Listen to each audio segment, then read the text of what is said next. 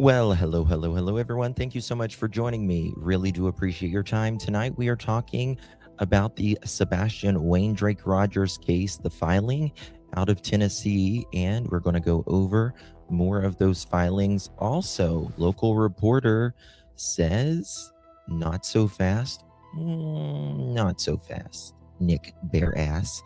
A lot to talk about on the other side of this. I've walked through storms in scars and grace, smile through pain with a painted face. They called me too loud, too much, too strong, but honey, that's the reason I belong. Every scar's a scripture, every tear's a hymn. I found my worth where the light grew dim. They tried to break me, but here's a twist. I turned my pain into a clenched fist. I'm an unbreakable woman, born of fire and pearl. I shine like grace in a reckless world. You can test my faith, you can shake my plan, but I'll rise again. Just watch me stand.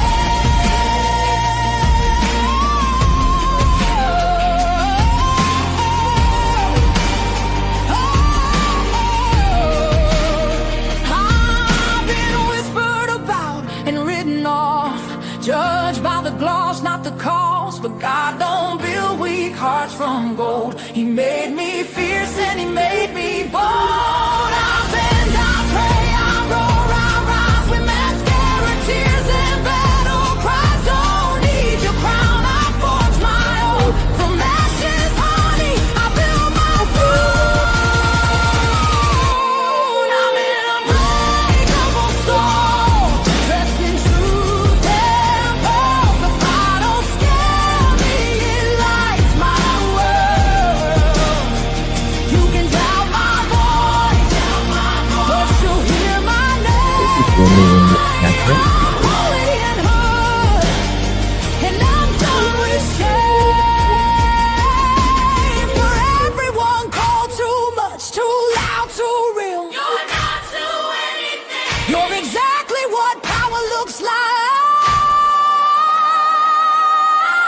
I'm an unbreakable soul, through the fight and flame. My scars are stories, my strength, my faith. Faith in my heart, fire in my curls, forever divine.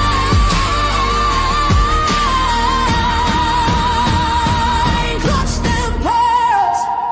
Let's Hold go. up, hold up, lights on, chat in the room, another late night and another headline blooming. Coffee gone cold, but the story got heat, and one little detail keep tapping my screen. Coming in clutch when the timeline bends. We don't just scroll, we connect loose ends. Somebody said nah, that's probably enough, but the chat said Justin, we're coming in clutch. Run that back, don't rush that part. Something fell wrong from the very first start. Different day, same shaky excuse, and the math ain't mathing when we check the proof.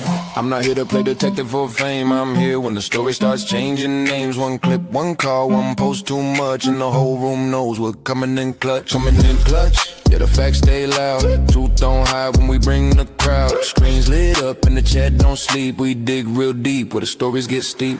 Pearls in the chat, lights in the back. Somebody better explain why the story went flat. You can dodge one question, maybe dodge two. With the internet clock, what you said don't cue. Wait, say that again. You said it was there, then it wasn't back then. You said you forgot, but the record got saved. Now the chat's wide awake and the room just changed. Coming in clutch when it all gets strange, when the facts get buried and the tone starts change. We don't need drama, the truth does enough. That's why they pull up, we're coming in clutch.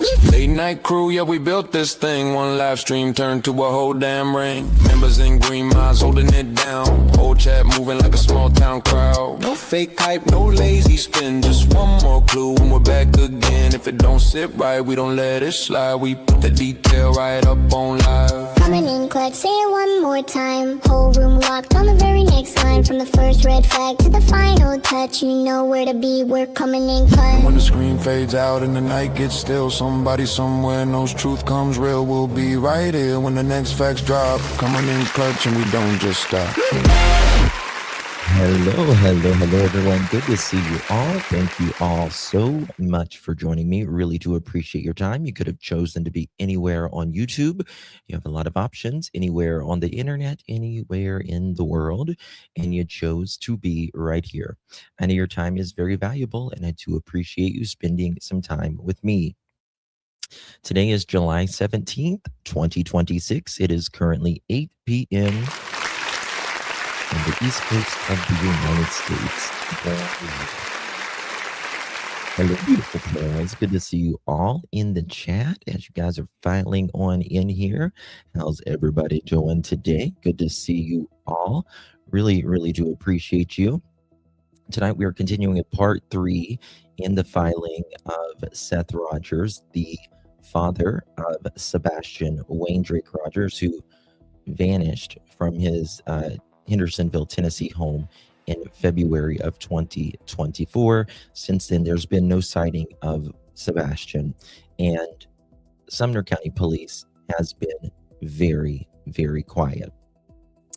And we're going to get to a lot of that. Hello, everyone. Miss Tina, Connie. Hey, Jude. How you doing? Patty. Miss Shari. Good to see you. Forget me not. Never could. Never will. Leslie. Good to see you, dear. Nice Marie. Bonjour. Hello, Miss Melissa. How you doing? Crazy Buck. There's Holly. How you doing, girl? Miss Lolo. Baby kisses. Connie. Susan. Who else we got? Tina, Miss Grace Paris. Good to see you, honey. Patty Wine, Crazy Buck, Christy, Martha, Connie, Smiley Miley, Patty. Good to see you. Green Eyes, baby. Good to see everyone. Good to see everyone. Much love to each of you. Catherine, thank you so much for renewing your membership, my dear. Really appreciate the continued support, my dear. Really appreciate you. And hey, Jude, thank you for gifting a pearl necklace. Really do appreciate that. If you received that, please thank our dear Hey Jude for gifting a pearl necklace, making someone's day. Miss Michelle, hello. Happy today is Friday. For happy Friday. I hope everyone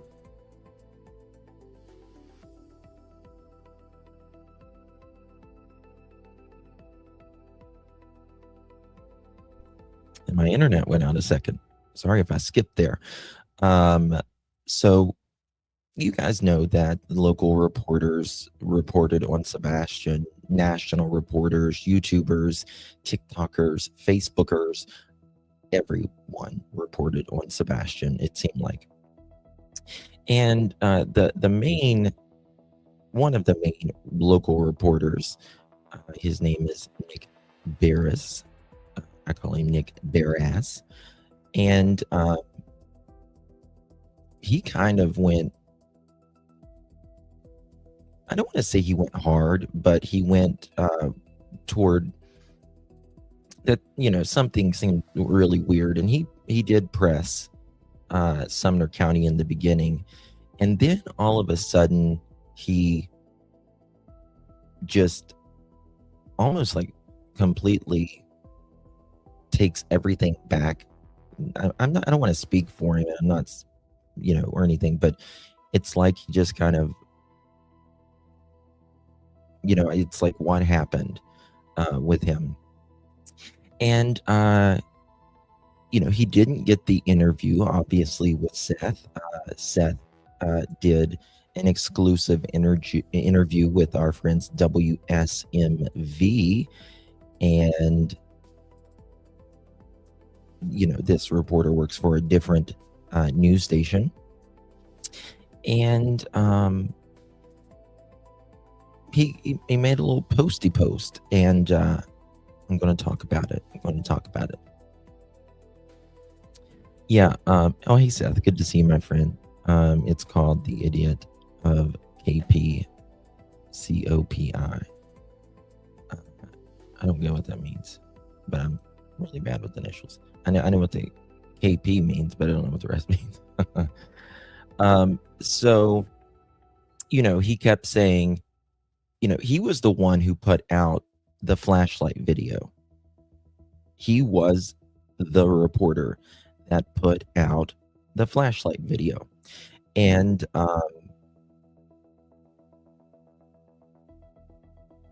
you know, there's varying opinions on that flashlight video. I certainly have mine. And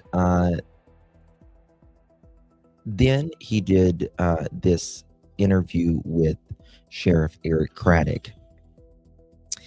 And Eric Craddock said there's nothing to see here. And then Nick said, well, then, you know, what is it, more or less? I should pull that up. I should pull that video up to refresh me. And he says, you know, I can't tell you that or whatever. And it's like with Sheriff Snuggle Struggle. Yes. Okay. I want to go over what Mr. Nick Bearass said in this thing, which, you know, he's free to say his opinion just like anybody else. Damn, it's blurry. Huh. Let me see if I can pull it up on his Facebook. That might be better rather than just saving it. Let me see here. Let's see, so it'll be more clear. Nick Bearass. When did he post this? He posts like so much. It's crazy. Okay, 3 hours ago. He posted this. It's going to be a little blurry, but you'll just have to trust me. You just have to trust me. You can go to his Facebook page and view it if you want. Okay. He says the father of missing Sebastian Rogers files lawsuit. This is the latest twist in the sad case of the missing teen so many have closely followed. Seth Rogers, the father of Sebastian, accuses Tennessee child welfare officials and Sumner County authorities of failing his son. Sebastian disappeared from his mother and stepfather's Hendersonville home on February 26th, 2024, when he was 15. He has autism and other developmental conditions. One lawsuit accuses the Tennessee Department of Children's Services of failing to protect Sebastian despite investigating his household twice before he disappeared. The second lawsuit accuses the Sumner County Sheriff's Office, Sheriff Eric Craddock, and Detective Brandon Carter of mishandling the investigation. Neither DCS or the Sheriff's Office have commented because of pending litigation. You can't get them to talk anyways. That's the whole fucking point. I spoke with noted. Okay, this is where. This is the little jab, I feel like, this part right here. I spoke with noted Nashville constitutional attorney, David Rabin. He is not involved in this case, but is aware of the details. Rabin tells me in situations like this, quote, a government entity is not accountable, end quote. Rabin says he does not know whether the government entities did a good job or not. But he says, regardless, quote, the law does not allow for recovery for the government not doing a good enough job. Well, fuck me. Yeah, I'm telling you something. It's just amazing how the government can hold us accountable, but fuck, someone's child is out there, and a lot of things went on from Sebastian's own mouth, and they're not held accountable. Let me see here. Let's see here. Hold on one second.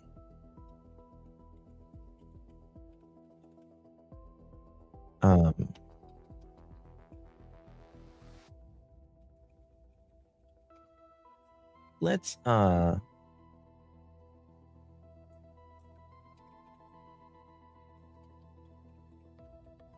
me find it here. Well, I just want to go remind you about a little something here. If anyone remembers Harmony Montgomery's case, now they filed a wrongful death. They filed a wrongful death against the state of New Hampshire, right? And guess what? Crystal Sorey received $2,250,000. $2,250,000. So let me see here. 1 second. I think this is it.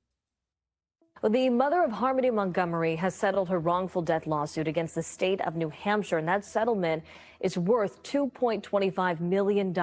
Crystal Sorey sued the state in September. She says the Division for Children, Youth, and Families failed to act on reports from multiple people about her daughter's welfare after Harmony's father was awarded custody of the girl in February of 2019. Adam Montgomery was convicted of second-degree murder. Harmony's body, to this day, was never found. Yeah. Now, again, I want to make it extremely clear. Different situation. We can do better than this. It's time for real. Different situation, different filing. Nonetheless, she sued the state of New Hampshire because of the CPS practices, and the government was held accountable there. Right. And it's not about, in my opinion, with this, it's not about the money or anything. It's about being held accountable for things that, I mean, if you listen to us reading last night over these documents, in which we're going to continue here in a little bit, and you listen to the words that came out of some of the parents' mouth, is crazy. It's absolutely crazy, in my opinion. But that's, again, that's just me. Everyone's opinion is, welcome here. They're, at the end of the day, we should want Sebastian found. And nobody, in my opinion, should be satisfied 2.5 years later and not, and like I said yesterday, not an updated press conference, not a we are making progress on this case, or you know what, we're at where we were. Give the public something that we know you have not forgot about Sebastian. One press conference without even his photo up, to me, is deplorable. And I would think that all three parents would not be okay with their son not being found and the police not saying anything. I mean, I just don't understand how any parent could or would be okay with that, right? Do you want this swept under the rug? Is that what you want? So it just moves on. If you guys have moved on, Sumner County, give it to the FBI. Just, there's nothing wrong with that. You would be praised for it. If you guys can't find the answers, and if you can't agree, you know what I'm talking about, on certain issues in this case, then give it to the FBI. That's it. That's it. What's wrong with that?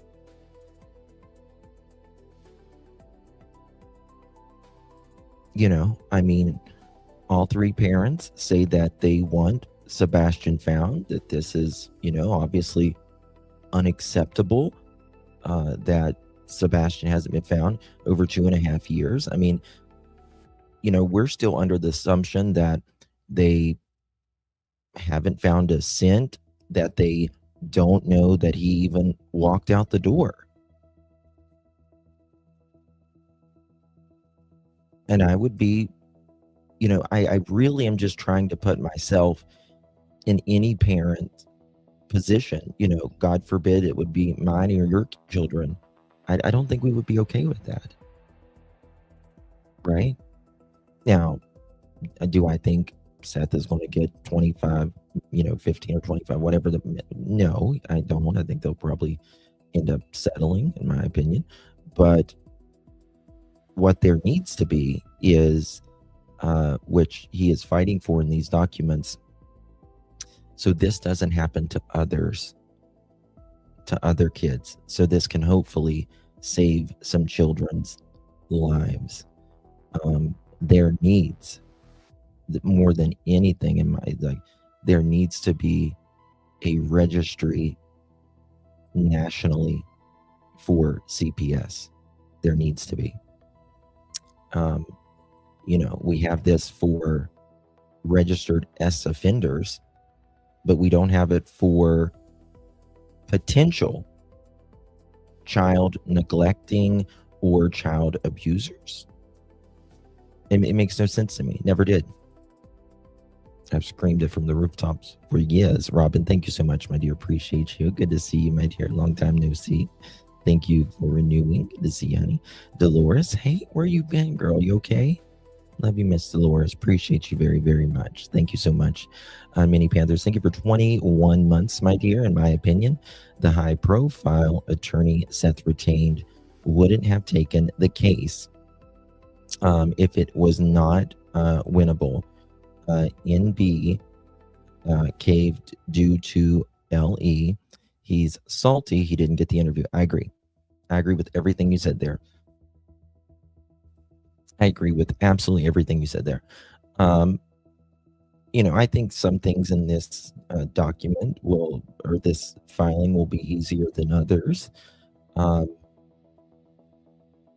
But here's the thing. I mean, last night, if you weren't here for it last night or really early this morning, I was here till I was way late and did 2 lives yesterday.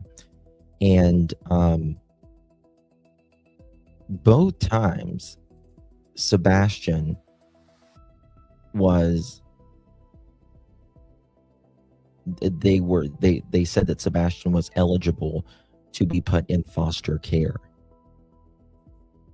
in these CPS documents. And if he was eligible, I mean, just kind of think about this, right? Not a side. We're not talking about sides here, because truly, this has nothing to do with a side. I just want to make that extraordinarily clear. This is the state failing a parent, right? It really, it's not Seth going at Chris or Katie or anything like that. He is going to the state CPS. So, but just put yourself in someone else's shoes. If you were a parent or are a parent and you have a split household, you've been divorced, you have kids, and there is CPS that comes to your ex's house because of your kid a couple times or whatever, and you are not notified. And then after not only not being notified about he could potentially have been in foster care, he was approved for that twice in those documents.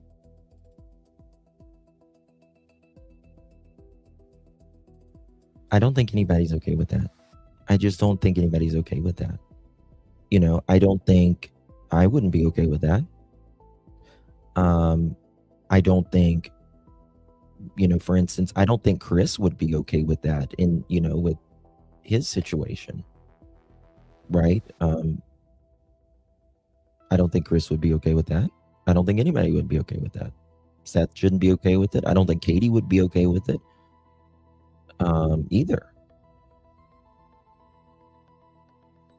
So there's that. And about the Nick bare ass thing, I think, you know, we've talked about this with particularly in the Nancy Guthrie case. Many times local reporters will tower down to the local police because of their sources, right? I'm not going to fuck with you if you know, give me some flack with, you know, some of the news or whatever. So you obey and on certain things, in my opinion, so you can get the sources or the details in other stories. It's just the way. And national media doesn't really have to do that. That's the good thing about national media. But I agree, totally agree. Julie, thank you so much. Appreciate you. Jules, sorry, I apologize. Thank you so very much for your support. Really appreciate you, Miss Jules. How you been, love? You're an OG. Appreciate you, baby. Thank you so much for your support. Good to see you. And thank you again, Miss Dolores. Appreciate you very much, Mama. Hope you're feeling okay. Sense of Soul, thank you for 27 months, my dear. Really appreciate that. Been here since Sebastian went missing, and I won't give up hope. I pray Seth gets justice and the system failed Sebastian. Yeah, I agree. And, you know, the system is continuing to fail Sebastian, in my opinion, if they're not making progress on where Sebastian's at. You know what I mean? Like, if you can't give, you know, I understand that law enforcement can't come out and just say, so this is what we've done in the last 2.5 years, like specifics. But you could have a meeting with the parents. You could have a press conference, because obviously people are still very interested in Sebastian's case, and the media attention is there, and say, you know, we can't go into specifics, but we have made progress on this, and we won't stop till there's a resolution on this. What's wrong with that? What's wrong with a 10-minute conference? But this is what happens. You get pride. Pride gets in the way. Pride to hand a case over. Pride just to dig your heels in. And Sebastian suffers because of that. Ego, edging God out. Yes, Ginger. And listen, do I think Sumner County has, obviously, you know, they work with the TBI. I think that they've even contacted, and I know what their argument would, in my opinion, be. Well, we've contacted the FBI. They don't see anything differently than we do. I know what they're going to argue. Then give it to them. Then just fucking give it to them. I know your argument, guys. So it doesn't work for me. Doesn't work for me. Maybe not flip off the father, allegedly. That I heard about that. If that happened, that's entirely unprofessional.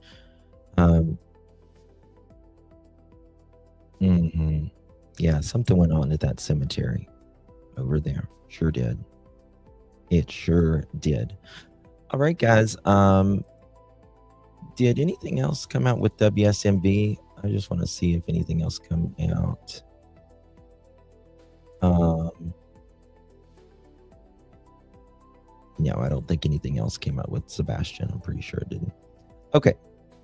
So I want to get to some of these documents, and we've kind of been reading along with these documents, obviously commenting on it, and kind of going back to the very beginning of some of the things that was initially said, particularly by Katie, the mother of Sebastian Rogers, because it's important. She claims she was the only one there with Sebastian. Chris, the stepfather, he claims he was in the Memphis area working. However, in these documents, or in this filing, rather, these filing documents, Seth's attorney is claiming that they checked on, I'm paraphrasing here, they checked to see where the stepfather was, but they did not actively say how that they checked and how they came to that conclusion, right?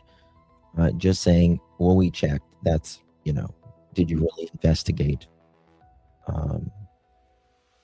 who, what, when, where, how? You know what I mean? So remembering, Brandy says, remembering Chris told Seth, don't be mad, but Sebastian is missing. Yes, when he left a voicemail while he knew the emergency number to contact Seth that. Yes, yeah. There is an emergency number there at the jail that, obviously if there's an emergency in one of the employees' families, they can call. They can call.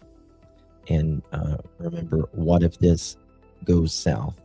What if this goes south? Mm-hmm. Okay, so we're going to get to these documents. We stopped on page, I think, 14, and we stopped at the non-custodial placement. I think that's where we were. Let me make sure.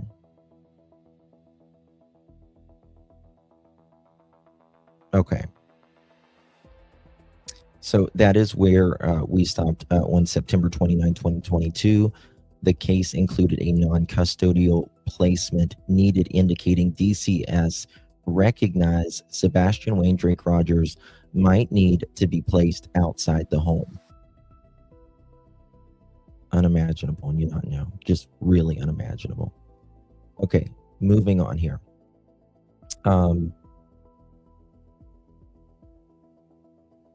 And there was something else that I wanted to go over real quick. That the Tennessee, the Section 5E Tennessee determination is particularly significant. Title 5 of the Social Security Act provides federal funding to foster care. Right, it's putting a child in foster care. A child determined to meet 5E candidacy criteria is one whom the state had formally found to be, quote, at serious or imminent risk of removal from their home, end quote. DCS made the finding that about Sebastian Wayne Drake Rogers, and then left him in the very home from whom, which it was determined that he had a serious risk of being removed. The combination of documented SA, what happened in California, physical abuse by P-Foot, admitted that P-Foot himself, Sebastian Wayne Drake Rogers, expressed fear of P-Foot. Neighbors reporting Proudfoot, and this is the documents, this is not me saying this, quote, hated the child and wanted him to DIE, end quote. The grandmother also reporting name calling and degrading by Proudfoot. Law enforcement, okay, I'm not going to say that part. So, yeah, it's bad. That's bad. Really bad. Okay, here we go.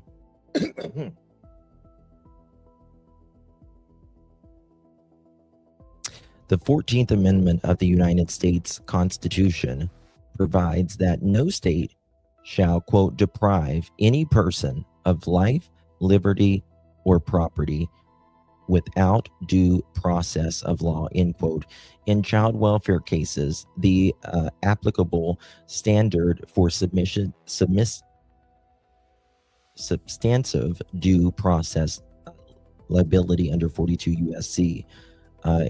In the deliberate indifference. Okay, let's see here. Let me find where there's some more stuff here. And they are claiming that Sebastian Wayne Drake Rogers, a missing child with documented disabilities and a known history of use, had a liberty interest in his personal security protected by the 14th Amendment, right? So if Sebastian, what I'm gathering that this says, oh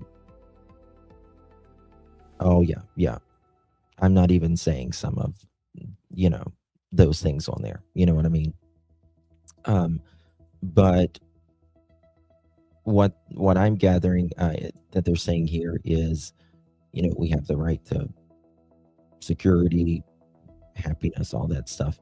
And Sebastian obviously had feared for his security, and DHS failed to meet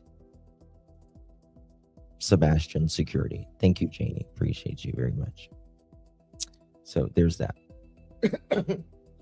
Okay.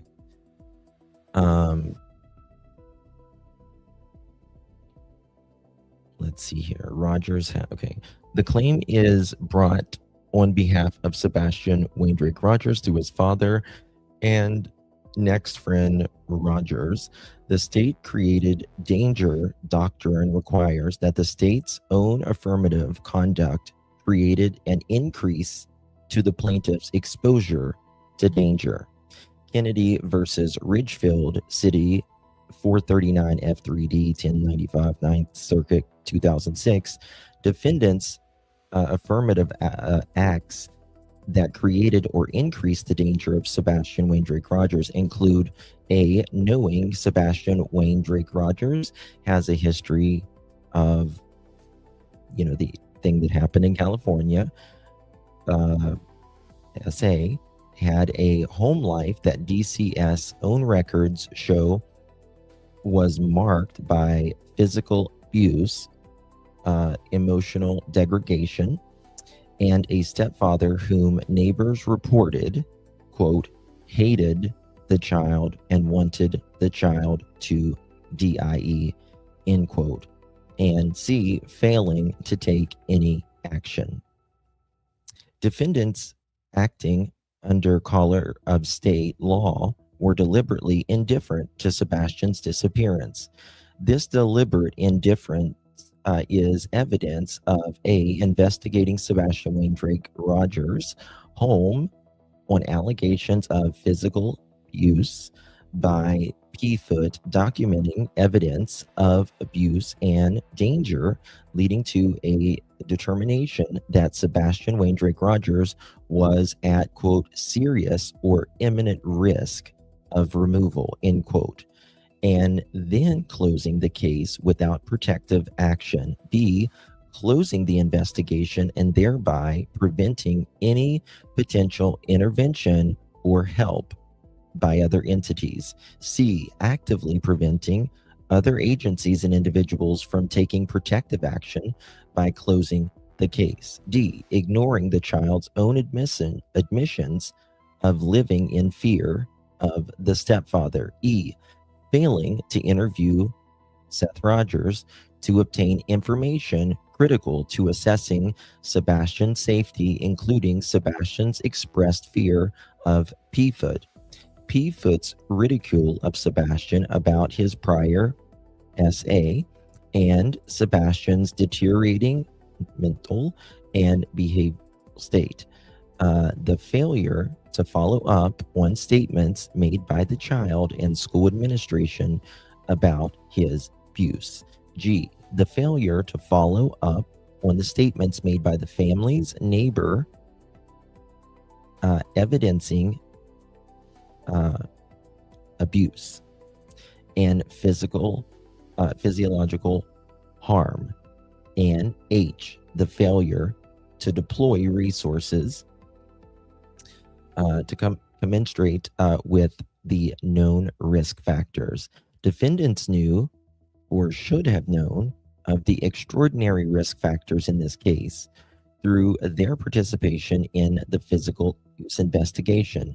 Their actual knowledge of Sebastian Waindrake Rogers' prior documented SA and its lasting consequences, and their failure to obtain from Rogers critical information about Sebastian Waindrake Rogers' fear of Proudfoot and his deteriorating condition. Their failures to act with urgency in light of these own risks constitutes conduct that shock the conscience. So, those people, it's good to see. Hey, Miss Chincha, good to see you, darling. All right. I mean, this obviously, absolutely, Seth, bothered Sebastian. You know, he obviously spoke to others, you know, whether that's a teacher, a doctor, or whoever, mandated reporters, we'll say. And this obviously bothered him, right? Because they made the reports. So there's that. Okay. And this is claiming, which I do agree with, a child is a vulnerable anyways. And whenever a child, you know, we have to have special attention for that. But even when a child is a child and then they have special needs, that requires even extra care, extra investigation of this, right? So there's that. Now, we're going to go to the next part in just a second, but I want to play something to refresh our little memories of Mr. and Mrs. Proudfoot from our dear friend Nancy Grace. Okay.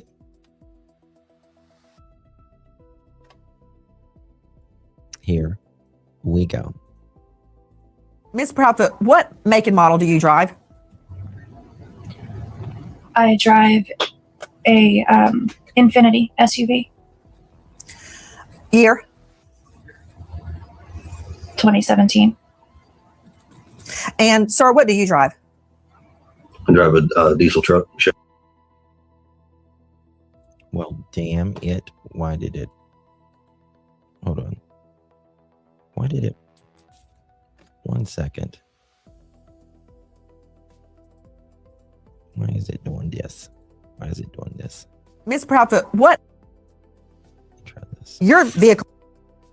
In the garage. In the garage. And inside the garage that night, Miss Proudfoot? In the garage. In the garage. And Mr. Proudfoot, your vehicle was on location in Memphis. Is that correct? Correct. Okay. So there's only one car at the home. Is that right? There was actually a work vehicle in the driveway at the time as well, but it hasn't moved we can't give out that information because we don't have permission from her work. I don't understand that. What? Nobody does. Have you asked? No, ma'am, we have not. Nobody's asked us So that. that was Right here. okay. So you have a work van. Question to you, Ms. Proudfoot, what do you do for a living? I am an installation technician. A security installation technician, which is part of, they talk about it in this filing, I think as well, that Miss Katie Proudfoot, that she installs security cameras, security systems, and all that. And, the cameras inside the home, the cameras outside of the home were just, out of all nights, they were just not working.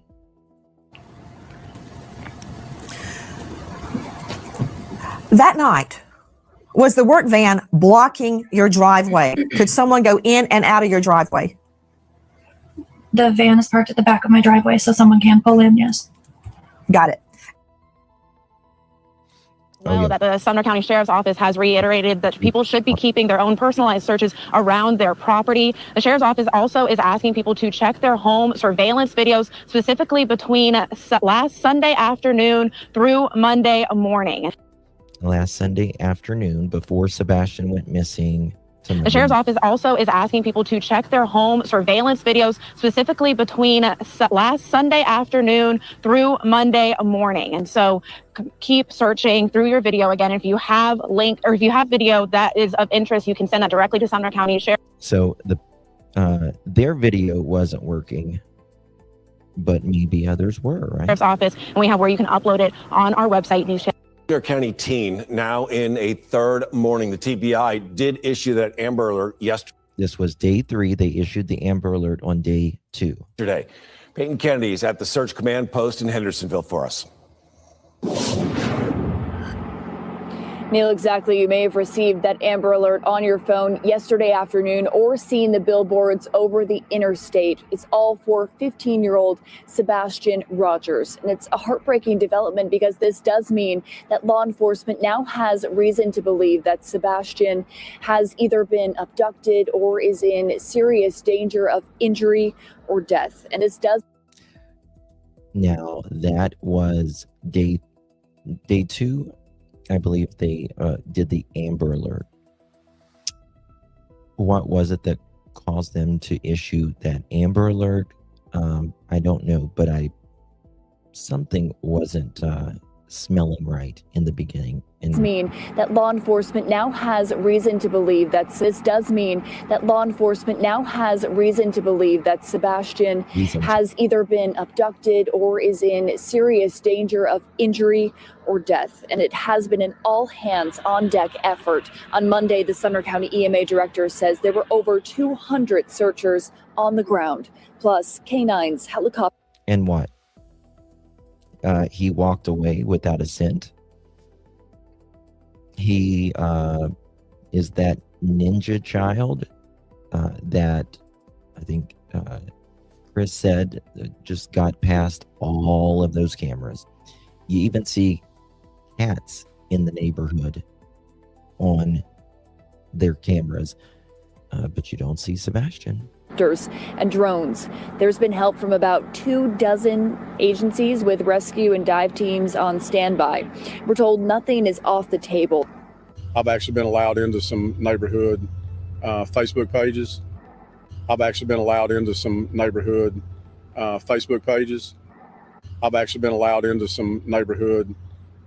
They've got footage and see if you get someone that matches Sebastian's description. And call 451-3838 and we'll come look at it. You're also encouraged to share his description on your social media page. Yes, now the FBI is offering a $50,000 reward for any information that leads to the missing 15-year-old with autism. Now, that is a big reward. That's a very big reward for the FBI. I hope that's the catalyst to make something move. I hope that's the catalyst to make something move. I hope that's the catalyst to make something move. Ken Widener with Sumner County EMA heads up the continuing search effort for Sebastian. To date, they found no trace of the teen. Yes, it's possible Sebastian wandered off on his own, but the FBI reward money concedes the very real possibility of foul play. If somebody were to have done something and they told somebody something, it may be what it takes for that person to get that off their chest. And of course, in my opinion, there is foul play here. Of course there's foul play. Why? Because he didn't walk out of that house. He couldn't have went out the back doors, the side door, wouldn't go out the garage door, wasn't seen going out the front door. And make the right decision. And now the TBI references the reward for information leading to Sebastian or to the arrest and conviction of those responsible for his disappearance. Oh, that's interesting. Make the right decision. And now the TBI references the reward for information leading to Sebastian or to the arrest and conviction of those responsible for his disappearance. To the arrest and conviction of those responsible for his disappearance. To the arrest and conviction of those responsible for his disappearance. Now, remember, investigators have never named any suspects. Any evidence of foul play? We have not cleared anyone, but we have absolutely no evidence to support foul play. That is Sheriff Snuggle Struggle. We have not convicted anyone, but we have absolutely no evidence of foul play. And 2.5 years later, did you get any further? But we have absolutely no evidence to support foul play. Still, after 6 months with no good leads, everyone wonders how a child alone could vanish without a trace. This was at 6 months. Now we are at 2.5 years. So the hope is someone out there knows something and calls in the key tip to 1-800-TBI-FIND and helps solve the mystery of what happened to Sebastian Rogers. You certainly cannot identify. Okay. Could play. Yeah, that's your background to that. All right, getting back to these documents here.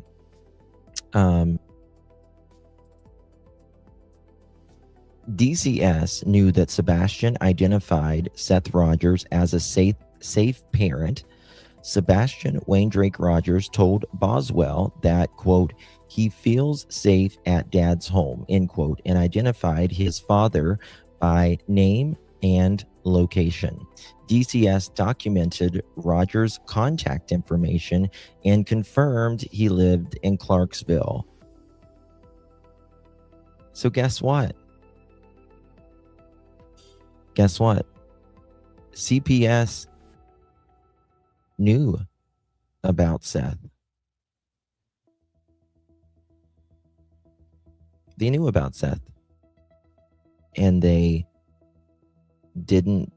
That's usually like CPS DHS 101. While they are investigating something going on in the home, they contact teachers, other parents, doctors. Didn't do that here. Not here. Really bad in my opinion. Okay. DCS knew that Sebastian identified him as a safe parent, feels safe at his home, and identified his father by name and location. DCS documented Rogers' contact information and confirmed he lived in Clarksville. Despite knowing Sebastian Wayne Drake Rogers felt safe with his father and was being abused by his at his mother's home, DCS took no steps to facilitate placement with Rogers or to alert Rogers to the dangers his son faced.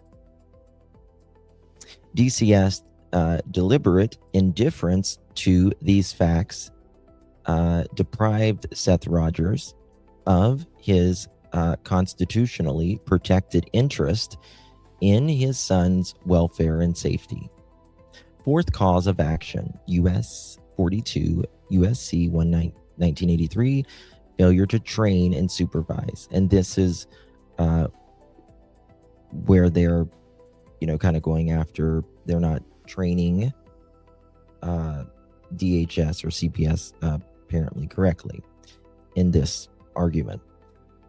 Plaintiffs incorporated by reference all proceedings paragraphs. And the supervisor's liability when a supervisor fails to train or supervise subordinates amounts of deliberate indifference to the rights the person those subordinates encounter.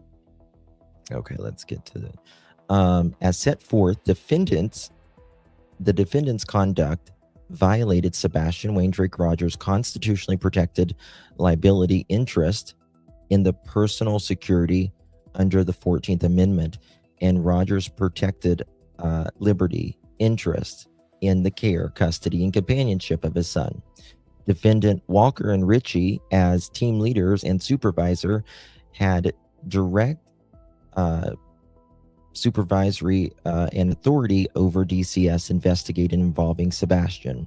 They reviewed the case file, approved case classifications, and authorized case disclosures. They knew or should have known of the documented abuse Sebastian feared, the stepfather admission, and the chapter hold on one second, where was I?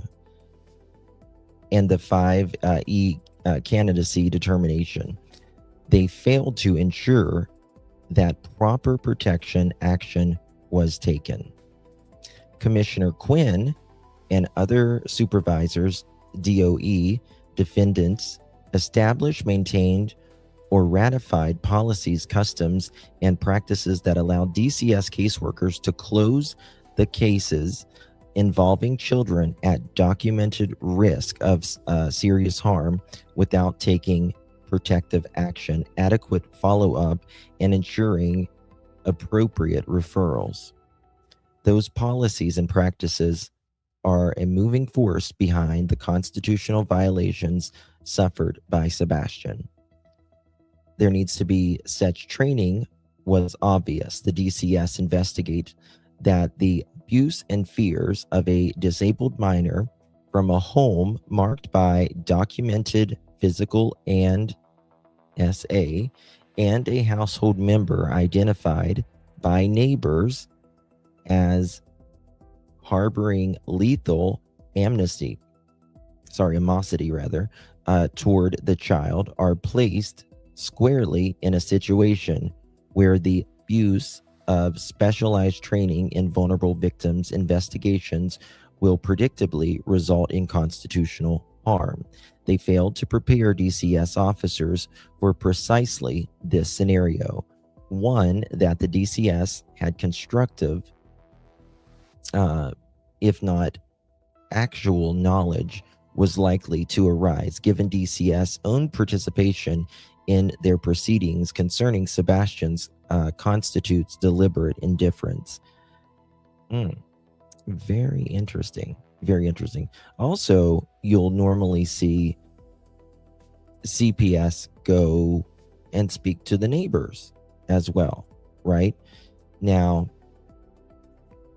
I don't know if they did in this situation, but we do know that there was a report from the neighbor about, and this is what we're reading in this filing, that they claim and allegedly say that they heard the stepfather say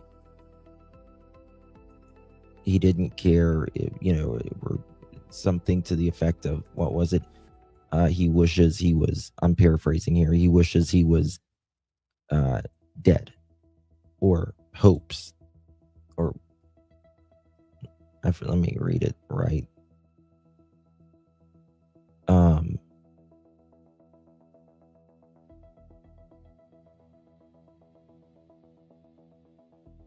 It's I can't remember which one is it. I just read it a minute ago. I can't remember what it was, but it's bad.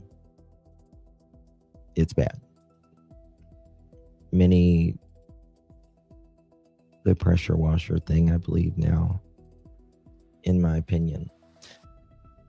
What was that pressure washer thing? It was about him hitting him with spraying him with the pressure washer or something.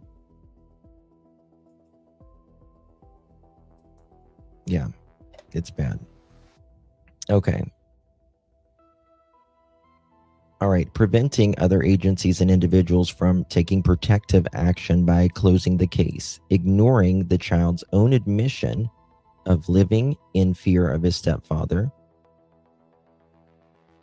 failing to interview Rogers to obtain information critical to assessing Sebastian's safety, including Sebastian's expressed fear of Proudfoot ridicule Sebastian Wayne Drake Rogers in his prior SA, and Sebastian's deteriorating mental, where he said, okay,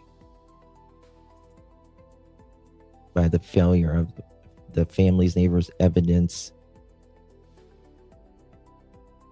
Trying to find that. Okay. All right. Here we go.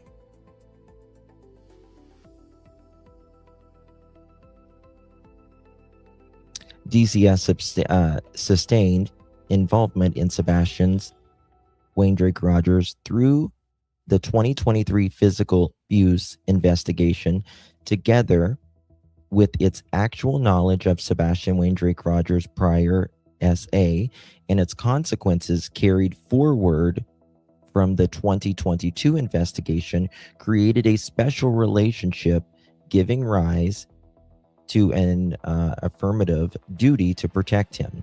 DCS conduct multiple face-to-face interviews with Sebastian, entered the family home on multiple occasions, conveyed multi-agencies CPIT reviews, determined Sebastian met the candidacy to be in foster care, to be taken out of the house and in foster care, provided services,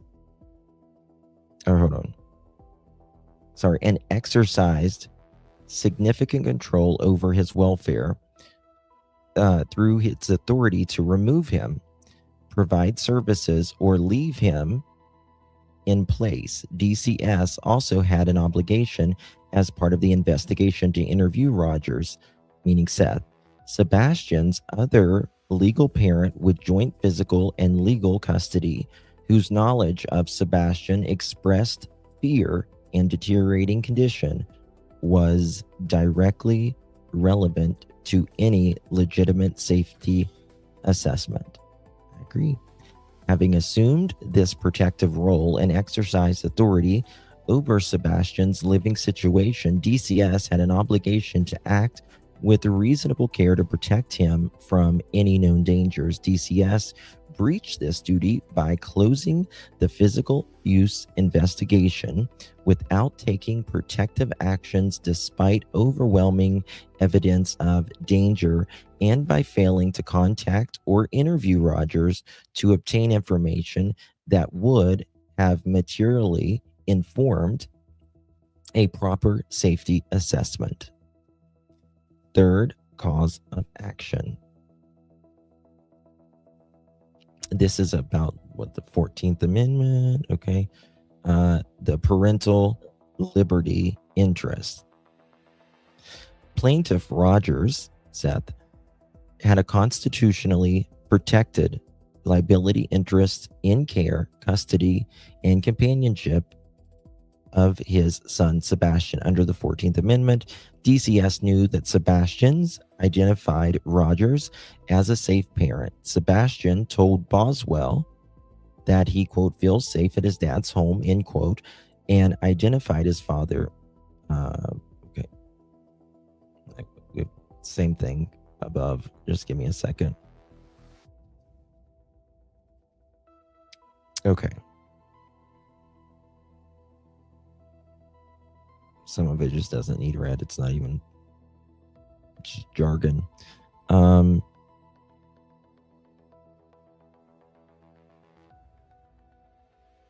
One DCS undertook the investigation of Sebastian's abuse and neglect.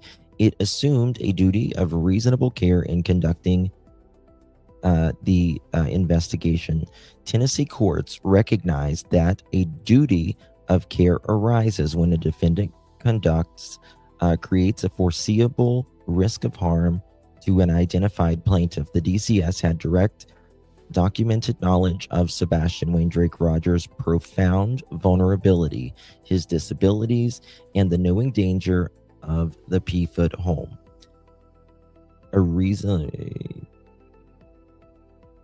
Okay. A lot of it just kind of repeats, so I'm just trying not to repeat it. Defendant's negligent act and omission cumulatively account to willful, malicious, and grossly negligent conduct. These actions constitute a conscious indifference to the consequences when a reasonable person would have recognized that the conduct was likely to harm another. The conduct described herein rises to the standard. Defendants breach their duty through the act of the omission described herein and constitute a gross negligence and constitutes a disregard for Sebastian and Seth's right as a parent. Okay. As a direct and proximate result of defendant's negligence and gross negligence, Sebastian remains a missing at-risk child, and Rogers has suffered substantial ongoing harm, including the loss of his son, companionship, and the severe emotional injury of not knowing whether Sebastian Wayne Drake Rogers is alive or dead. Plaintiffs are entitled to compensate damages from the government entity defendants that extent permitted by the Tennessee Government Tort Liability Act, also known as TGTLA, and a compensatory and punitive damages from the individual defendants in the individual capacities for their grossly negligent and willful failures. And we're going to go to this right here.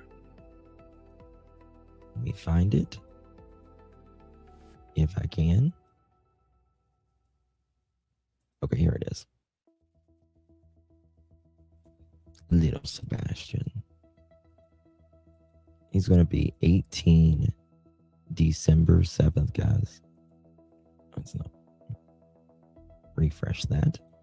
He's never gone to that construction site. We have drove around the construction site in a car, but no, he's never been on foot. He's never wandered over there. I mean, I understand where they're going with that, but no, unfortunately, there's not any chance that he would have that kind of interest. But then again, at the same time, dog scents were found in the construction zone. And then they disappear. You know, I mean, it's hit or miss, you know. Okay. And the reason why I say that is not Sebastian. He's not a child that just goes outside at any point in time without telling somebody something.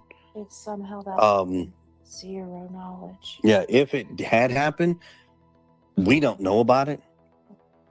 Looks like Missing in USA says, why are they wanting camera footage from Sunday afternoon? Because we cannot release right now. Okay, that is not I something understand. that has been authorized us to Right. put out to the public. And we respect that 100%. Ginger Snap says, I was reading that his favorite song is Eye of the Tiger. That's a great song. He's got an eclectic taste of music. He is a malice. What is everybody has checked out. We have been questioned. We have been vetted. We have been checked out. We have been questioned and everything of that nature. and literally have been cleared. There is no wrongdoing. There is no negative input from the parents or any of the family. You know, You said there was, they had asked you if there was any flashlights that were missing, and that prompted you to go look. Tell me about that. There was some questions.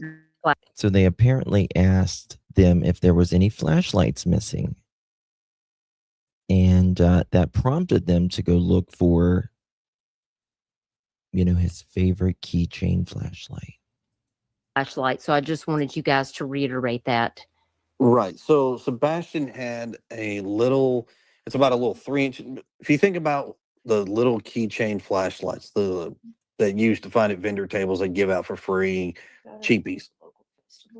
It was something that he picked up at one of the local festivals, and so right now we still this day cannot find it. So we are assuming that he took it with him because it cannot be found. Not even home. Correct, ma'am. And Mom, you fell asleep on the couch about 10 o'clock, but you said that Sebastian went to bed at 9 p.m. and then 9 p.m. Okay, 9 p.m. Sebastian goes to bed, right? 9 p.m.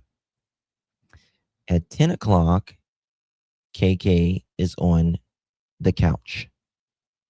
Okay.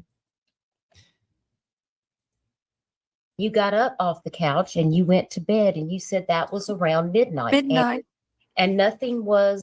So we got from 9 p.m.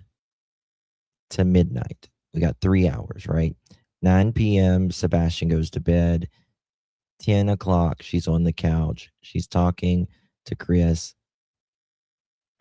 on the phone from 10 to just before midnight. It's unusual at that point. Everything seemed okay. There's actually a piece of, so to make something very crystal clear, so that way there's transparency across the board. Now, usually a person doesn't have to talk about transparency, in my opinion, when they're talking about their missing child. That's just my opinion. You guys can have a different opinion. Hey, War, good to see you, babe. Me and the mom were on the phone at 9:43 or 9:46 in the evening. 9:43, 9:46. We stayed on the phone for quite some time. The call logs have been verified by all the police departments. Again, generally, in my opinion, thinking about that, this is like the first interview that they ever did. One of the, if not, I think it was the first interview. It was one of the definitely one of the first, if not. Usually when you say your child willingly walked out of the door on their own accord, you're not saying our call logs have been verified. You're saying, what the hell happened to my child? Not, the call log was very lengthy. They have been verified. There's transparency across the board. And the church says, bullshit. TBI included. We stayed on the phone we stayed on the phone for quite some time. The call logs have been verified by all the police departments, TBI included. We stayed on the phone. It was very lengthy. Mom did slightly start falling asleep while she was on the couch. I had, I get, if you're newly in love, you're newly in love, and you sleep, you'll sleep together on the phone, all of that cutesy stuff. But they were not that, number one. And number two, they were having trouble allegedly in their relationship. And, if they're talking on the phone, how does KK start going to sleep? Right, Trishy? Like if you're having a conversation, you don't slightly start falling asleep, in my opinion. He always says everything that's been verified and vetted, which nothing has. Yes, and that's what's also been claimed in these documents is how they came to the conclusion he was where he says he was. Said, hey, you need to wake up, put the dogs up, go to bed. Now, mind you, that was right around midnight, just before midnight or right around midnight. Mm-hmm. So then mom does go to bed Mom. and wakes up early in the morning to go wake her son up, get him ready for school. And now we have a worried mom who can't find her son in the house. Mom made an effort to look and search several times. Mom has called me at the time and asked me, she was like, I can't find him. I was like, do what? She goes, yeah, I cannot find him. I said, well, hang on. That's what we're supposed to do? Yes, that's what we're supposed to do. We're supposed to call 911. And within 10 minutes, the sheriffs were dispatched to the location.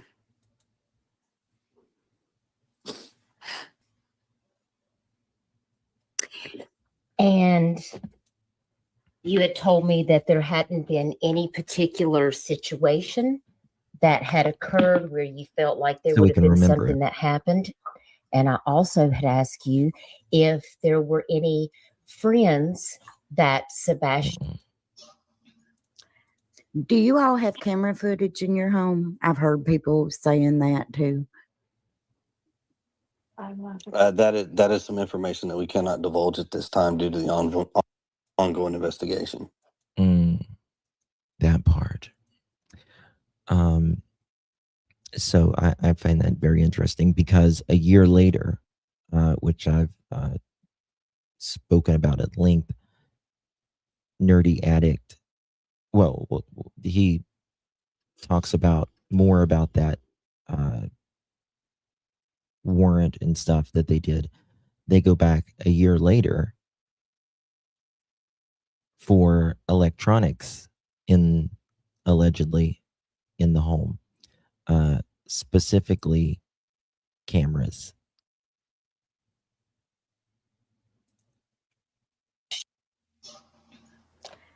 Do you all have camera footage in your home? I've heard people saying that too. That is some information that we cannot divulge at this time due to the ongoing investigation. Now, why couldn't you just say, yeah, I have cameras in my home, or no, I don't have cameras in my home?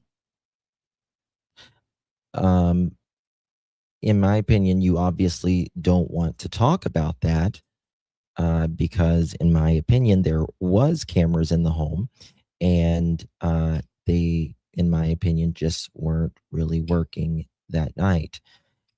And you could say, yeah, we had cameras in the home, or no, we don't have cameras in the home. Obviously, we don't see Sebastian walking out of the house with those cameras, right? But there were cameras, in my opinion. Okay. Thank you guys for being patient. I do have 4 or 5 more messages that just popped up that said they want to know that you definitely took a polygraph and passed because it got cut off by a different question and they feel like you did not answer that. So I'm just asking one more time. This is the last time, guys, I'm going to revisit this question. Okay. For the record. No, he said he passed it, according to Amy. Well, hold on. Somebody asked the question, was a polygraph taken and has it been passed? Listen. Yes. I didn't specify who or when. He walked out of the door, guys. He walked straight out of the door. Out of the front door. But there was no scent. He walked out barefooted. He walked without a coat. He was ninja, and there's absolutely nothing. Hey, girl, mom. But you have to say polygraphs have came back. He said polygraphs have came back, and they have came back as passed. I didn't specify who or when.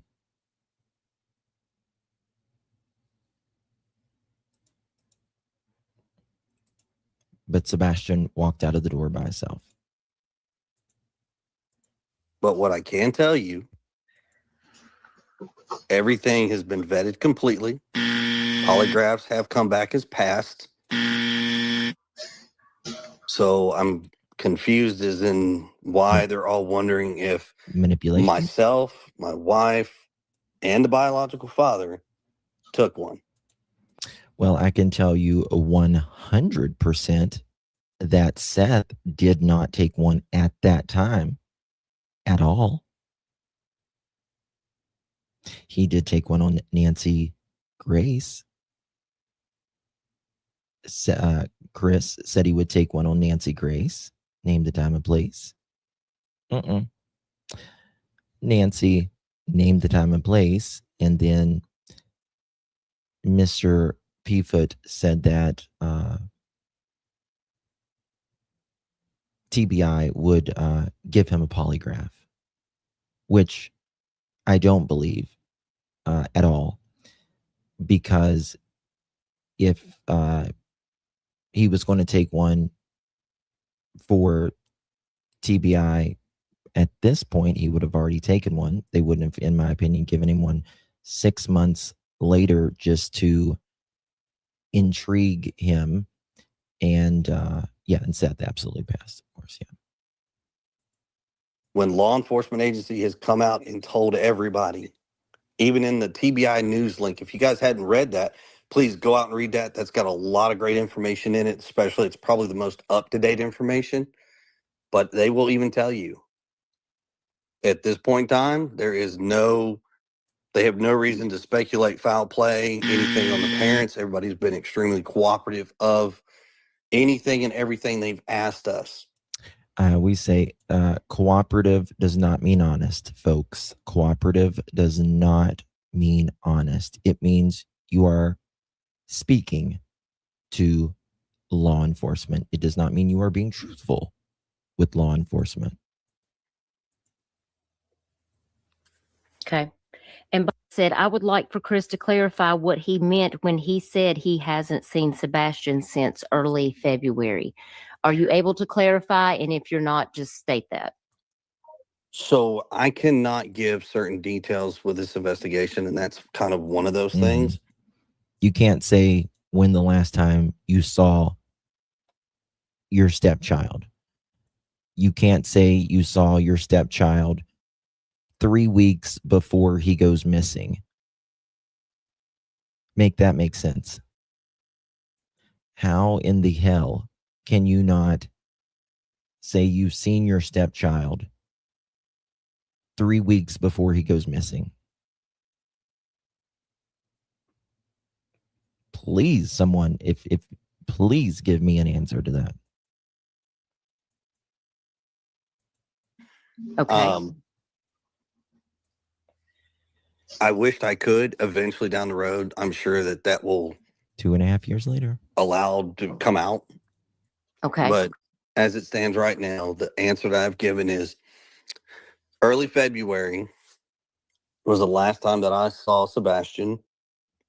And no, I was not home when all of this took place. I actually got back to Nashville. And I believe it was later in the afternoon. And you know, talking about the truck pings, right? Don't talk about my truck. Afternoon. But I was on the phone with the police for the majority of that day until I physically got here. So you was on the phone with the police the majority of that day until you got there. Okay, but you were also at work, and you were also running a crane, and you were also on the phone with police majority of that day. And a question that I've seen ask, so I figured I wrote it down to ask you. Why was the sheriff's office called and not 911? So I don't. Our house is not designated for city limits, which he lives right next to a fire department and a high school. Jurisdictions for police are inside city limits. The sheriff's department is what governs our area because we're outside of that. So if you call 911 and you're outside of those areas, it goes to a central point, but then they will turn around and ask your location, and then they redirect you to another dispatcher. If you know who the dispatcher, who your law enforcement agency is that governs your area, I just call them straight. There's no point in wasting time going from one to another to get to what I need when I know exactly who to call. And you guys were on a 3-way call because you Yes. were not, you were coming from out of town. Is that correct? We were on a 3-way call. Okay, let me hear that again. Out of town call because and you guys were on a 3-way call because you Yes. were not, you were coming from out of town. And y'all were on a 3-way call because you were coming from out of town. Well, when the 3-way call happened to the non-emergency and the police, that's when he was at work. So there shouldn't have been a 3-way call then. He shouldn't have been driving. He should have been sitting in his crane or at his work site. Is that correct?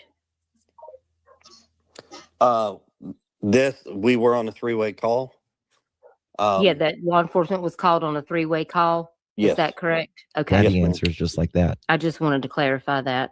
Terry, I find that, in my opinion, suspicious when he kind of hesitates to talk about, because you were, headed back, you were out of town, and he kind of hesitates for that. But when you were on a 3-way with a 911 call, instant yes. Dean wants to ask you if Sebastian could have been sneaking out prior without y'all making a polygraph test.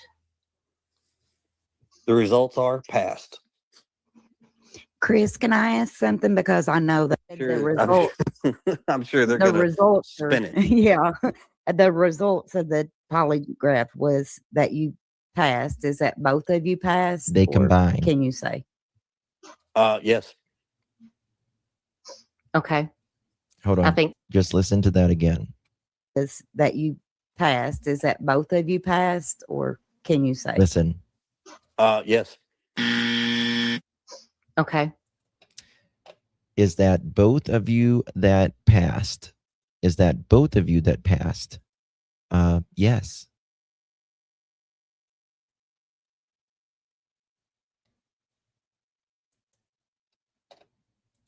It's completely okay to say she took one, I didn't take one. But in my opinion, lying about taking a lie detector test, that's different, especially when you say Sebastian walked out on his own accord, without shoes, without a coat, without being seen, without a scent. I think that was my question that was up next was, so you've both taken a polygraph test. That was sure did. some of the questions I see. He said that a as couple well. people asking that specifically. Did you take a polygraph test specifically? Chloe and Mo wanted to know specifically. I've made could that you elaborate? many times, right? Clutch them pearls. If on the three-way call, why did he have to tell Katie to head back home because law enforcement is on the way? Wouldn't he know if it was on a three-way call? Yes. Yes. If I'm on the phone, 911 or whoever's on the phone, and Katie is on the phone, and we're all having the same phone call, and they say, yeah, we're headed that way now. You don't have to say, Katie, they're headed now. She's listening. Yeah.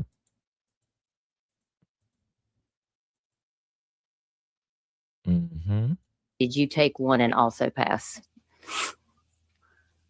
I've got a question, and a lot of people have been. So wanted to know specifically, could you elaborate? Did you take one and also pass?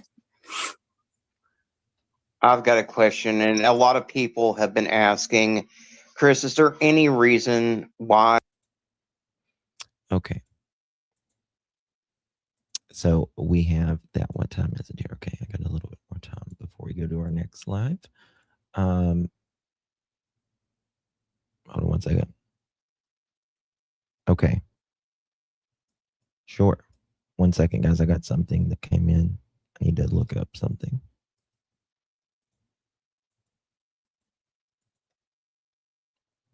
Tennessee. This is interesting. Okay.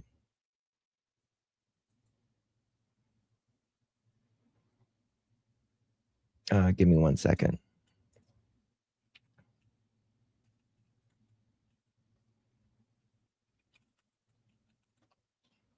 Okay. All right. Now, let's go to this. Right here. Oh, right here. We're going to go to our friend, Deception Detective. Today we'll watch the Proudfoot's very first interview. Survive, helpless and hopeless, and many other. I can't find this interview. I think they took it down. It's a never-ending roller coaster. It doesn't stop. It won't stop until he walks through the door. I wouldn't wish this on anyone.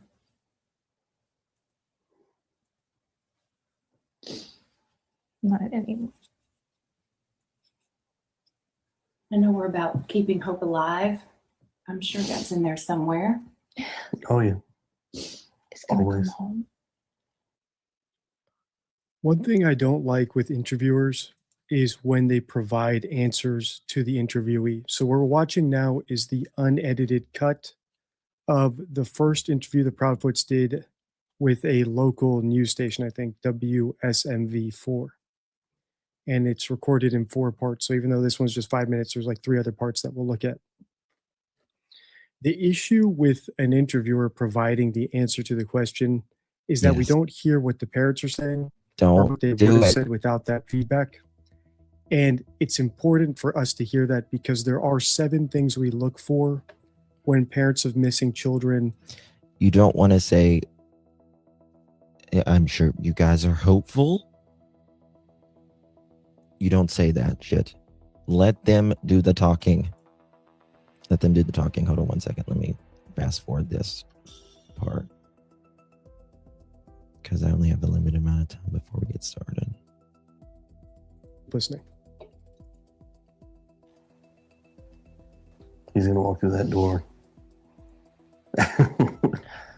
And the street will be flooded again with family and relatives all waiting to hug and love him. And That boy's gonna have more friends than he knows what to do with when he comes home. Was he allowed to have friends? So here we are, 8 days now searching for him. walk us through that Sunday night that he went missing. So walk us through, we've got so many people who really want to know, okay, how did this happen? So kind of just walk us through that night. We were out and about that day. We were having a really good weekend. We got home. Everything was pretty normal. He was playing in his room. When I told him to go to bed, he did. He said, "Good night, Mom, I love you." Said goodnight to his puppies. A little bit later, I wound up going to bed, and when I woke him up for school, he wasn't there. When I woke him up for school, he wasn't there. When I woke him up for school, he wasn't there. That when you went to wake him up for school, he wasn't there. If you woke him up for school, he's there. But she says, when I woke him up for school, he wasn't there. Well, he's not there if you woke him up. That's an interesting statement, and lots of people have commented that on my previous videos, saying that the mom said that. And it is a strange statement, because if someone's not there... Now she'll say, and he wasn't here. She changed that verbiage, by the way. Now when she says, I went to wake him up for school, he wasn't here. But she used to say, when I woke him up for school, he wasn't here. Now she says, when I woke him up for school, he wasn't there. You can't wake them up for school. If she said, I went into his room to wake him up for school and discovered he wasn't there, that would make more sense. So why did she say that? It could be that this story is fabricated, right? So your imagination is a lot weaker than your memories. So if you scripted a story of what you did that morning, let's say she and Chris sat down and said, okay, here's what you're going to say. You're going to say you went into his room to wake him up for school. He wasn't there. You panicked. That could explain a small mess up like that, where she says something that doesn't technically make sense. Kind of like how the McCann said, well, we went into Madeline's room and found her not there. It doesn't make sense. You don't find something that's not there. You might realize she wasn't there, or you might find an empty bed, but you don't find someone who's not there. And there's a whole analysis behind that if you want to watch my McCann's playlist. But suffice to say, that is a strange statement. I recognize it as such, but we need multiple signs of scripting before we feel more comfortable accusing people of having scripted a story. So let's keep listening. And then we'll get into that third reason why I've put off analyzing these parents for so long. It's usually around what time? When do you normally wake? So in your mind, that's usually around what time? When do you normally wake up? Around 6 o'clock? So were you instantly thinking something's wrong, or were you like, he may just be... See, Holly, stop. Don't give any ideas when you are interviewing. Ask the question and let them answer the question. Don't feed them. You don't ever want to feed someone. I took a second. I took a second walk through the house looking for him in case he'd gotten up and was trying to get breakfast or something, because he did that sometimes. About 3 minutes in, give or take, I was on the phone with my husband. I said, I can't find him. I think it was on his divorce date. I think it was on their divorce date, but I'm the one that found that out.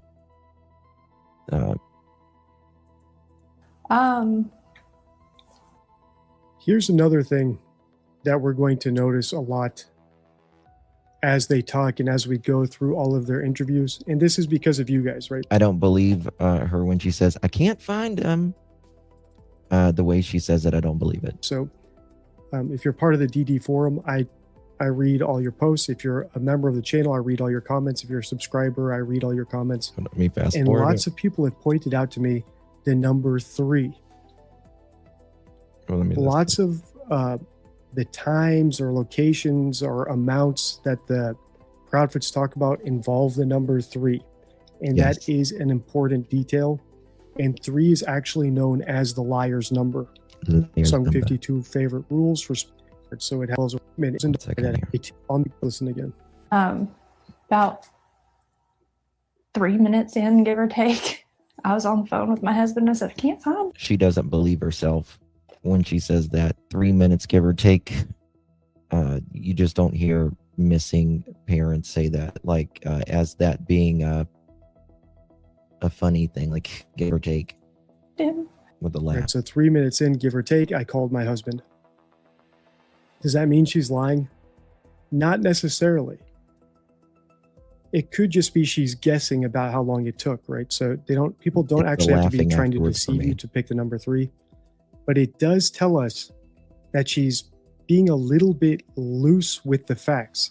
She's not doing her best to be specific unless it literally was 3 minutes. And the way she said it sounded like it was a guesstimate. So this could either be fabricated, like she took longer to call Chris, or her call with Chris was scheduled ahead of time. Something happened to Sebastian the night before, and she and Chris spoke, and he said, okay, at this time, you're going to call me. So she's saying, yeah, it took about 3 minutes to look for Sebastian because she wasn't actually looking for Sebastian. That's possible. Girl, Mom, I'm so sorry. I did not see that. I apologize. Thank you for 21 months, my dear. Girl Mom says, I wonder if there was a fee if Sebastian didn't go to his doctor appointment and that's why they canceled. I don't know. Does that happen? They don't do that here, but I guess they could charge you. Like if you didn't cancel, you canceled within a maybe. He said, what do you mean you can't find him? I said, he's not in the house. I don't believe her. Watch his eyes. And so at that point, is that when you call 911 or what's going through your mind? While we were on the phone, and spirits. I was like, is he on the other side of the bed? The normal places he may be in the house, and he wasn't. So I was like, okay, well. Okay. The normal places he would be on the other side of the bed. He's a 15-year-old. Is he on the other side of the bed? What the hell does that even mean? What the hell does that even mean? Is my 15-year-old on the other side of the bed?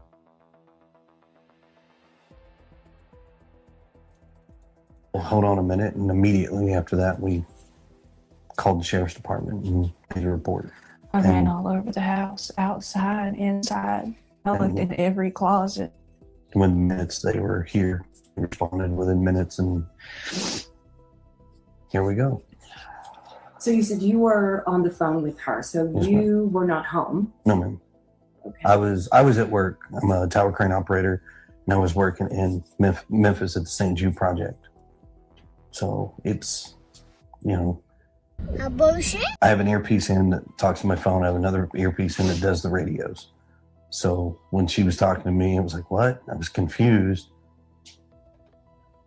We talked about where he could possibly be, and then we went from there and led to calling the cops, and here we are now.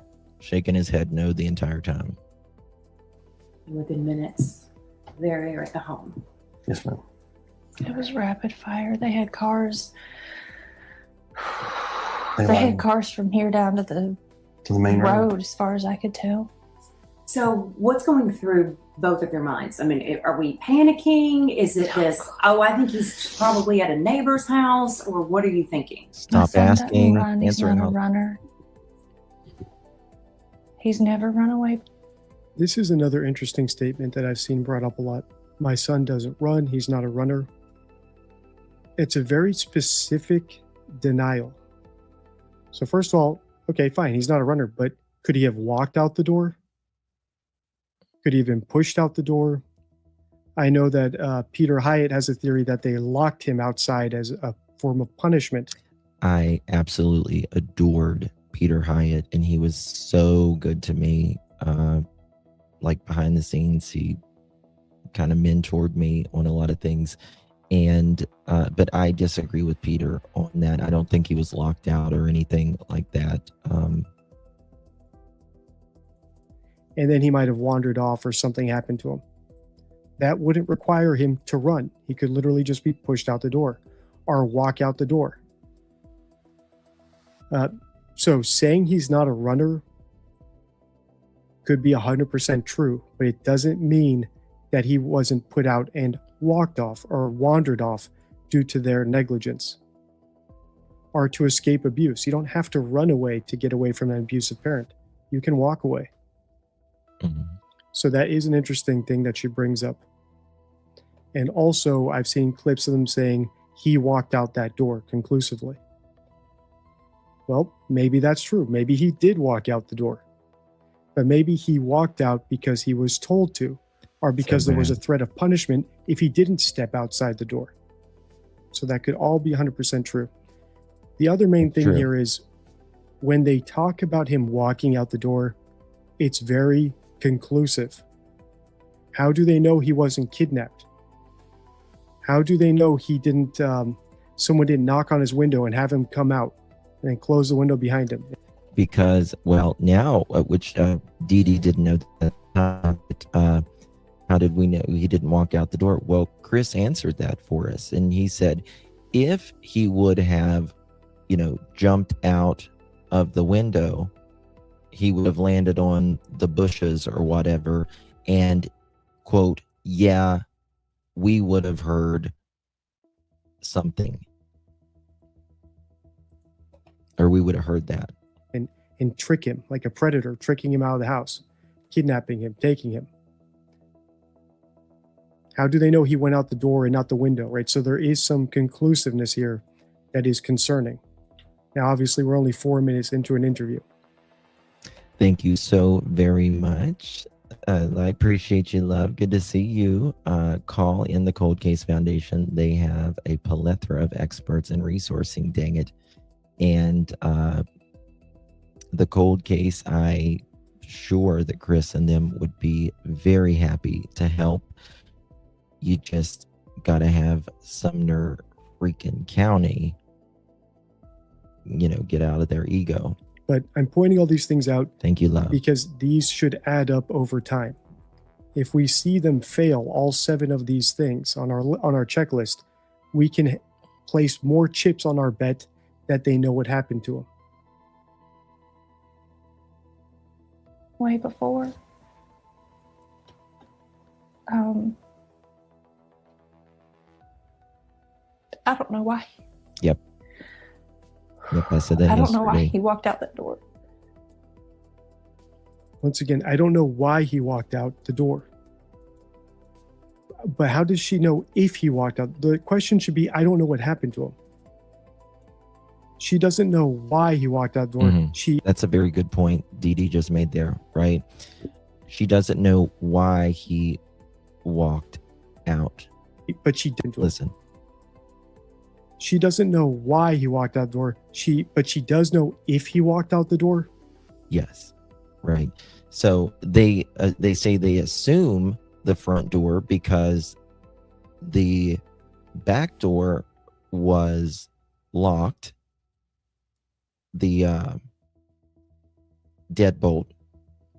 The man door, deadbolt. He would not refuse to go out the garage door. And there's also cameras on that side of the house.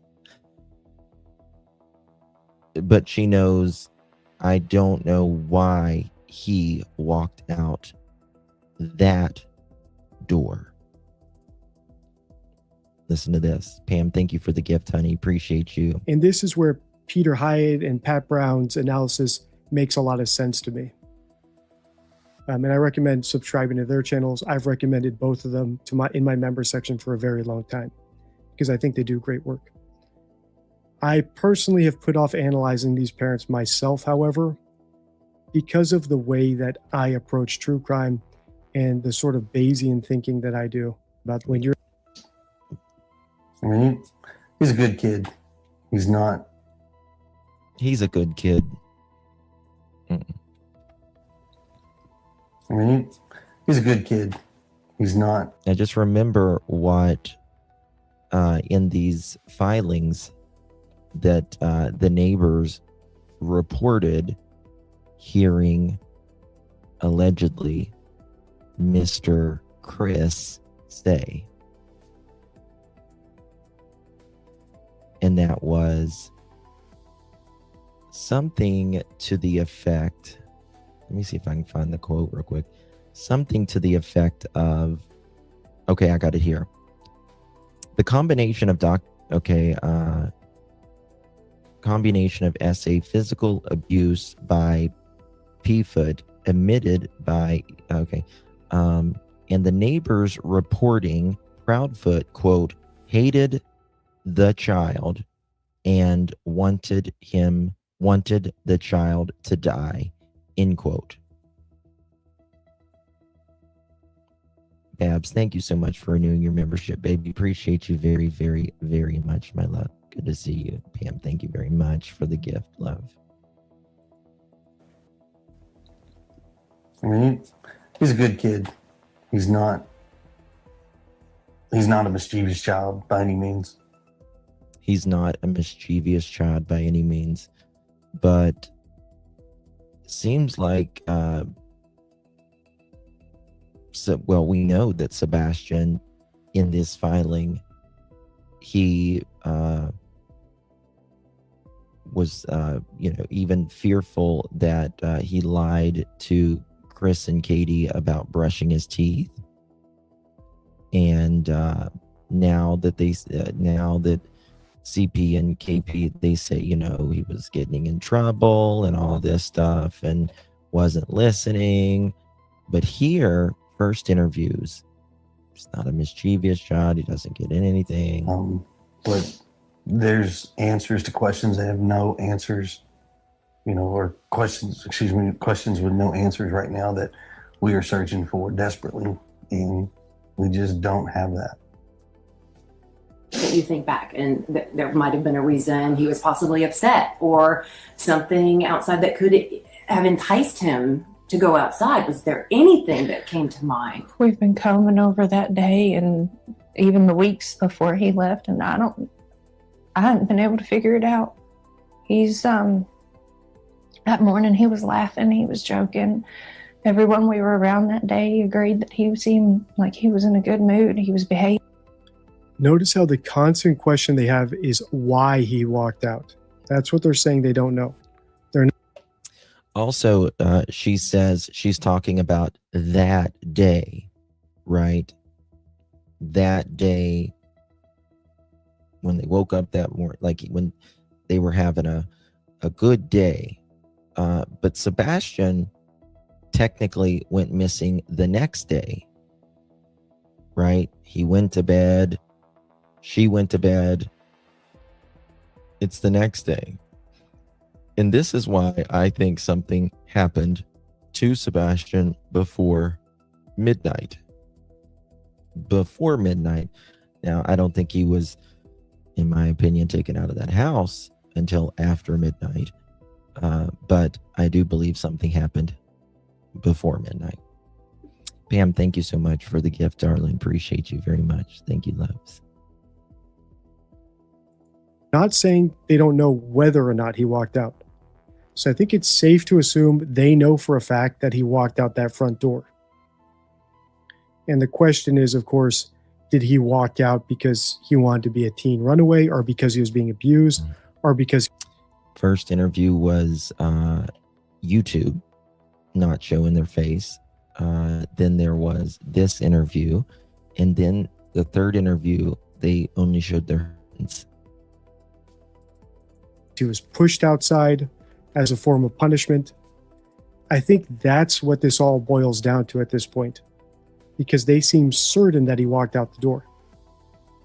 Now, could they be hoaxing? Could they be saying that he went out that door because they did something else to him and they want us to believe he walked out the door? Yes. But the fact that they're slipping up by saying that they know he went out, they just don't know why, seems to indicate that they're trying to hide the fact that they know for sure he went out the door. Behaving. He wasn't. Make more sense if we'd been fighting. Or you'd been in trouble, but he hadn't been in trouble. So, I mean, the $1 million question, why did he go? And the other $1 million question is how. What about social media? Thank you, honey, for the Is there tender heart anything that, you love. anyone he could have contacted? I understand he was somewhat of a gamer, or what was he? There was a video game he loved, right? Minecraft. He Yeah. loves Minecraft.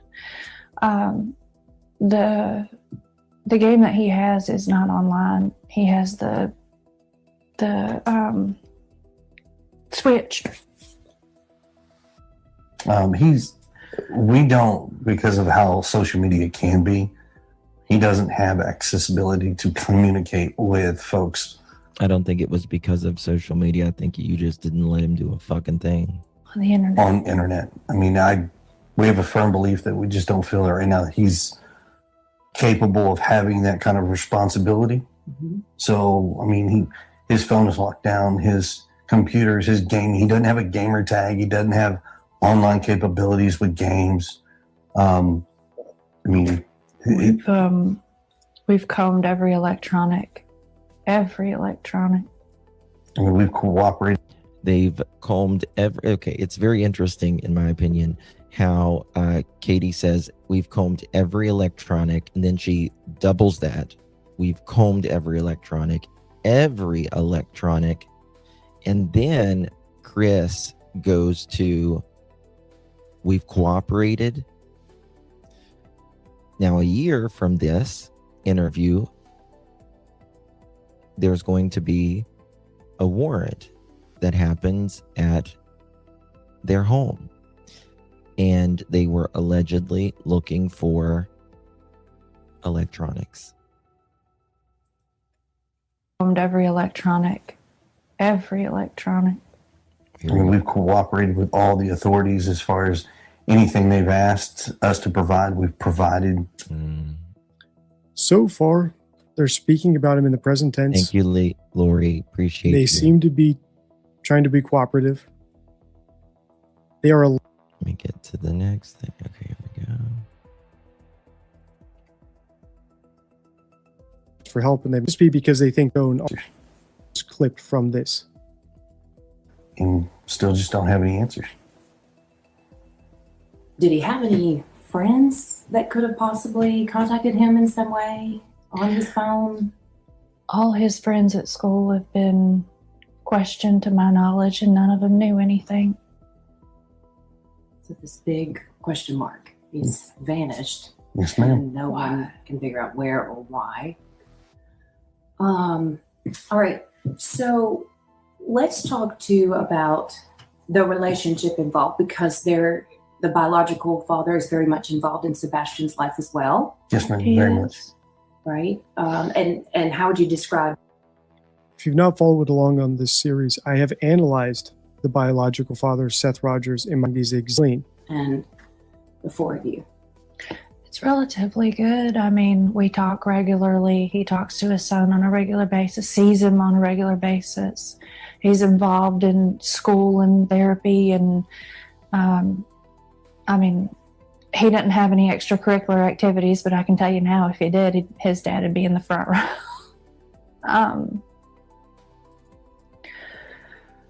In two different households. And the communication between the three of us is great. I mean, yes, we're just like every parent. We all have our disagreements, but in the end, we come together as a team and we work and we come up with solutions that as we best see fit. I mean, he's meaning you do as Edgar says, or nothing else works. I'm almost in contact with him almost daily. Let's talk about Sebastian. Tell me about Sebastian. How would you describe him? Sweet. Yes, Seth. I have actually spoke to people at that school, and they said that she never came back. She never asked for it. I think it was even his backpack back or something like that. Like, didn't ask for any of his items back or anything. Stubborn. He loves to help. He loves running and he loves to play his games and his fidgets and Uno. Lord, that's one of his favorite games right now. Favorite color is green. Does he love music? Oh, God, he loves music. An eclectic taste.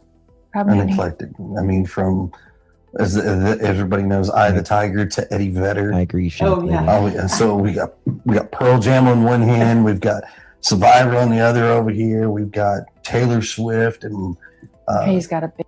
You see how they became more comfortable with talking about truth. They automatically lightened up. They became way more comfortable with talking about the truth. You can tell the difference. They're not on edge there. So they're comfortable with talking about Sebastian liking Eye of the Tiger, liking Taylor Swift. They lit up. Big difference in when someone's lying. They're not on the edge. Big crush on her.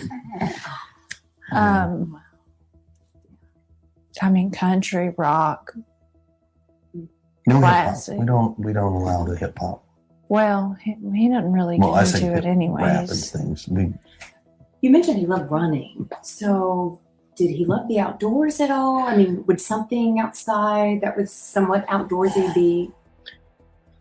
So Chris says they don't allow hip hop. He also said that the phone was locked down, no internet. So they seem like strict parents. Militant parents. Enticing to him, or Guys, I hate to end it here, but I have another live stream scheduled in 5 minutes from now. We're going to be speaking about the Ohio 16 children. And I got to get ready for that. I got to pull everything up for that. So we're going to continue to follow this. Thank you, Serenity. Appreciate you. A couple days before Seth's lawsuit, I was talking to my husband about Sebastian and how he still has not been found. My heart hurts for Seth. I can feel his pain when he talks. He's very broken. He certainly is. All he wants is a son. All he wants is a son. Thank you for that, my dear friend. Appreciate your serenity. All right, guys. We're going to continue to follow this, and we shall see. We shall see. Hopefully, Sebastian is found and justice is served. Love you guys. I'll see you guys if you're interested in the Ohio 16. I'll be live in just a few. Much love, everyone.